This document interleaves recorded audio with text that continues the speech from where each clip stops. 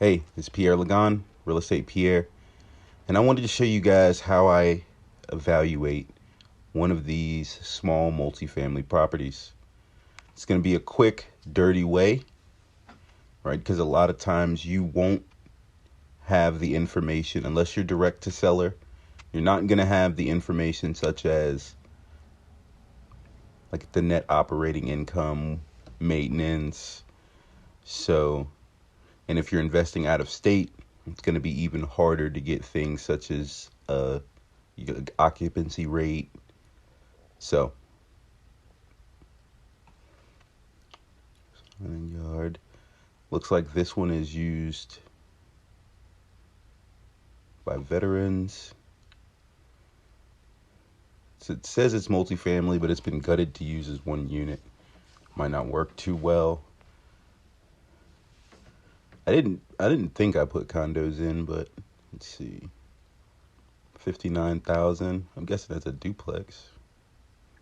Is it stucco? So, Eastdale Road. Okay. It's bright.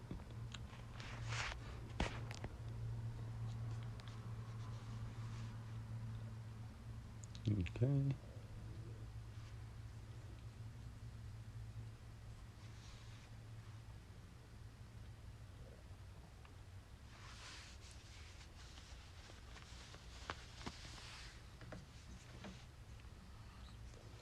So it looks in good shape.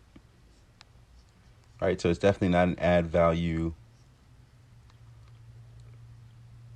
type of deal. An add value in the sense of rehab. There's many other ways. When you get to the multifamily, there's many other ways to add value. So if I were to reach out to this seller, which I might actually do, it's an agent. I might do it just for sakes of video. If I reach out to them, kind of get some information based on, like, it looks good now, so I'd want to know how it's managed.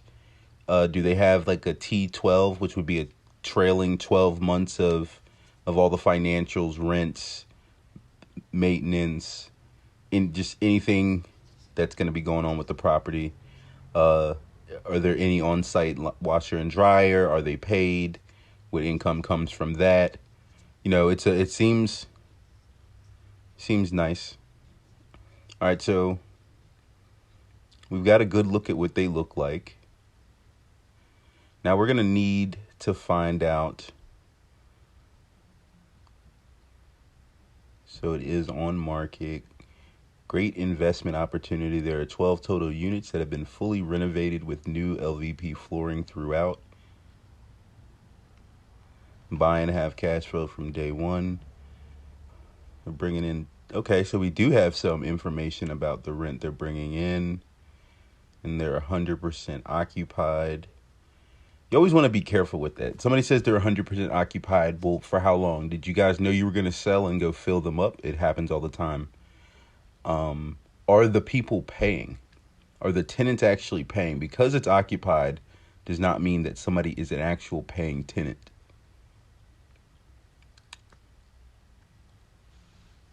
Okay. 1986.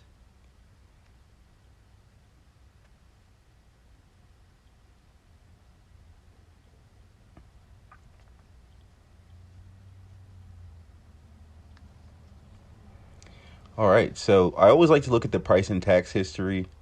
So they had a price change. They went down 2.8%. So they're going down pennies at a time, right? You're looking at, it's been on the market for a while. Listed for sale at 1.6. Oh, it was removed. Okay. So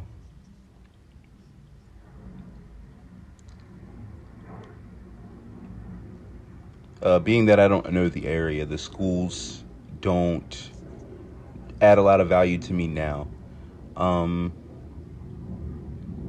So let's check out and see if we can find the rent. And we're going to do all that on Zillow. There is a website called rentometer or rentometer.com that you are able to get a very accurate of the rents. So I'm just going to type in the same zip code. And again, this is the down and dirty way. We're going to hit for rent.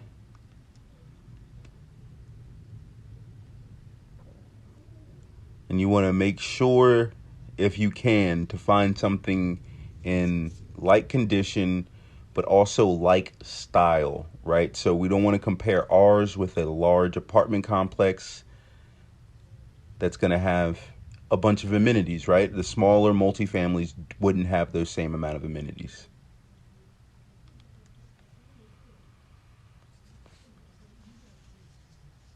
Okay, so this is a little more dated than ours. A lot of times when you see browns, you think dated.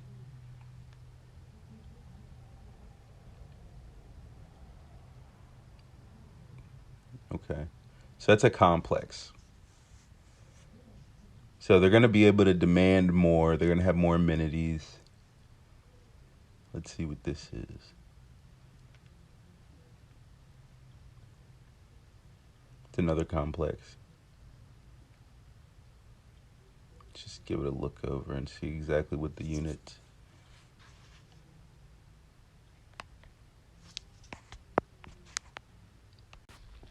So I'm not seeing a whole lot of difference in rents, right? We're right really at that 750 to 1200, which is a large gap. Also keeping into effect that a lot of these bigger properties are going to have amenities we won't. Let's hop into some math and see what we got. All right, so we're going to check some of the math we saw. This is how we're going to check out to see exactly how much the rents are. So we're going to do 10,375 divided by the 12 units. Gives us 864.5. So we're going to go ahead and assume that each unit is written for $865 a piece. Let's go ahead and zero that out. We're going to take that 124.5 that they gave us. We're going to divide that by 12. That gives us our 10,375.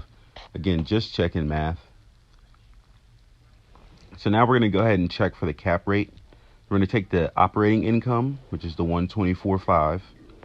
We're going to divide that by 2 for expenses. That'll give us 62,250. And then we're going to take the purchase price, divide that by the operating income that's left over, and that gives us a 22.2 cap, which is not good at that purchase price. So let's say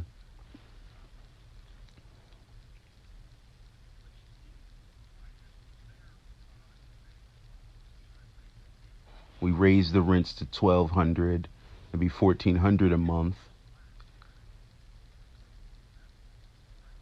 That would give us 172.8 a year. Divided by 2 would be 86,400. We're going to divide that into the purchase price and see what the cap rate is.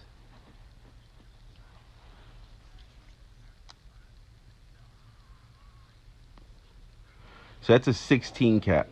Still not the greatest, but what should I purchase this property at?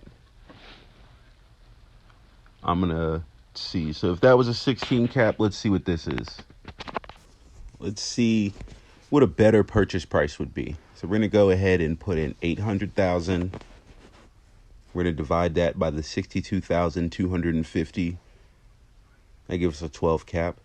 Let's look at 650.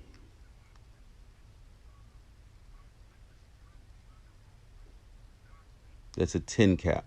Now I want to show you guys something why the history in Zillow is important. So we went down through the history. If you look right there at the bottom, 600,000, 695,000. Look.